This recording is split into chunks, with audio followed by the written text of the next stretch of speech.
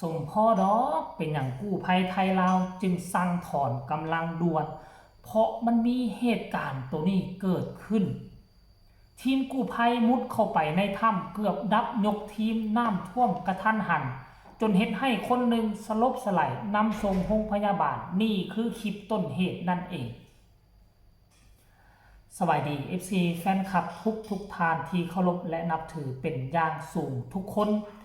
เรื่องในถ้ำเมืองล่องแจ้งแขวงไส้สมบูรณ์มันเริ่มมีพุทธขึ้นมาติ๊กเหตุการณ์ที่มันเกิดขึ้นอยู่ในถ้ำและก็นอกถ้ำเริ่มถูกปล่อยออกมาเป็นระยะก่อนหน้านั้นบ่เห็นมีผู้ใดปล่อยออกมาเพราะว่าเก็บเป็นความลับถ้าปล่อยออกมาในช่วงที่กำลังทำหน้าที่อยู่ญาติพี่น้องคนในครอบครัวจะเป็นห่วงแล้วเขาจะขอห้องให้กลับมาแล้วจะเฮ็ดให้ทางกู้ภัยไทยลาวบ่สามารถมีกระจิตกระใจเฮ็ดเวียกต่ออยู่ในถ้ำแต่ว่าที่ผ่านมานี่พวกเขาก็เห็นแล้วทางกู้ภัยลาวที่เอาเฮลิคอปเตอร์มารับไปส่งฮอดสนามบินวัดไต่จึงเห็นคลิปวิดีโอจากกู้ภัยลาวบอกว่าส่งกู้ภัยไปห้องหมอด่วนแล้วเขาก็บ่ฮู้ว่าเหตุการณ์มันเป็นแนวใดอีหยังมากมายกายกองเนาะได้ยินแต่ว่ามักหินถล่มหลายคนก็ไปเว้าว่ามักหินถล่มทับกู้ภัยจึงเฮ็ดให้นำส่งโรงพยาบาลแต่ความจริงมันบ่แม่นความจริงมันอยู่ในคลิปนี้กำลังจะให้ทุกคนเบิ่งในอีกบ่กี่วินาทีทั้งข้างหน้านี่ทุกคนซึ่งทีมงานกู้ภัยไทยลาวเริ่มปล่อยออกมาแล้วความห้ายกาดนี่หรือบ่ที่เป็นสาเหตุเฮ็ดให้ยกเลิกภารกิจตามการฟังคำสัมภาษณ์ของชาวบ้านที่เข้าไปในถ้ำบอกว่าเคยไปเอาแล้ว6-7 เทื่อแต่ก่อนกับฤดูฝนก็มาเอาบ่เคยเกิดมีน้ำท่วมถ้ำจักเทื่อมาเอาหลายครั้งแล้วหลายเส้นคนที่เข้าไปเอาอยู่ในหั่นน่ะแต่ว่ามาปีนี้ก็บ่เข้าใจคือกันว่าฝนตกแล้วน้ำท่วมแล้วมื้อนั้นมันเกิดเหตุการณ์อีหยังขึ้นว่าติได้ยินข่าวว่าหลังจากกู้เอา5 คนนั้นออกมาแล้วพยายามสูญพละกำลังที่จะไปค้นหา2 คนนั่นในมื้อนั้นมีฝนตกเนาะมีฝนตกแล้วก็แผ่นดินไหวว่าซั่นเด้กู้ภัยเข้าไปนี่มีประมาณคันบ่3กับ5 คนนี่แหละบ่ชัดเจนเห็นออกมาน่ะนำโดยครูเบนแล้วก็กับคนพื้นที่เป็นอาสาที่มาร่วมนำกันเข้าไปแล้วปรากฏว่าอยู่เขตบริเวณประมาณโถง4บ่มีดินทรายถล่มเนาะถล่มแล้วซ้ำบ่นำน่ะน้ำขึ้นไวผิดปกติน้ำขึ้นผิดปกติเกือบขังกู้ภัยอยู่ทางด้านในหันเลยขั้นก่อนแล้วนี่ว่าเขาออกมาบ่ได้นั่นก็คือกลายเป็นผู้ประสบภัยทันทีทันใดหลังจากนั้นน้ำขึ้นผิดปกติครูเบนในฐานะที่เป็นนักดำน้ำระดับสากลเห็นท่าบ่ค่อยดีสั่งถอนกำลังเต็มที่พากันมุดออกมาลอดแบบวุดวิดเพราะบ่ได้เอาทางอากาศหายใจไปได้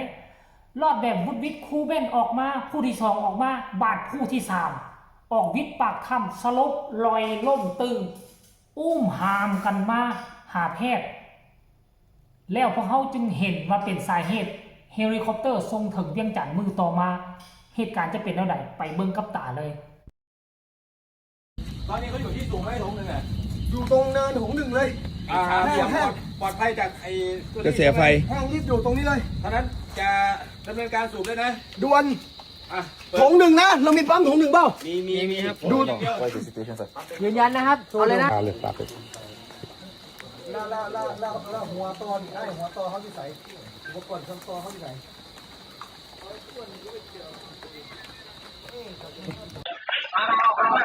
ใจเย็นออกมาแล้วหนึ่งนายออกมาแล้วตายเอาน้องแม่มานี่ค่อยๆหายใจเย็นมาค่อยๆหายใจน้องค่อยๆหายใจใจเย็นน้ำเต็มเลยที่ใจเย็นผมอย่างน้องปลอดภัยแล้วไปค่อยๆหายใจทิ้งกูไว้ค่อยๆหายใจใจเย็นเบาๆไม่ต้องนอน ไปแล้วล้างน้ำไหมไปแล้วแพทย์ดิแพทย์อยู่ไหนจับไปเลยแพทย์ไหนเขาอยู่นี่คุ้มฮะจับไว้พี่จับไว้เอามาแล้วใส่ตีแฮกเอาออกมาเฮ้ยนี่วางแบลเอดีขโมยเครื่องนึงเร็วขบวนรับเฮ้ยมันเคลียร์เลยนอนเลยหมอเคลียร์เลยออกหน่อยเร็ว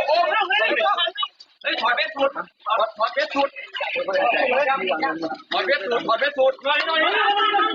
แจ้งผ้าเรายุ่งเฮ้ยน้ำท่วมเลยทางนั้นก็มาทางนี้ก็มาเจนมาไอ้ถังเมื่อกี้ผมใส่พอไหวไหมดับมาเลยก่อนดับมาเลยก่อน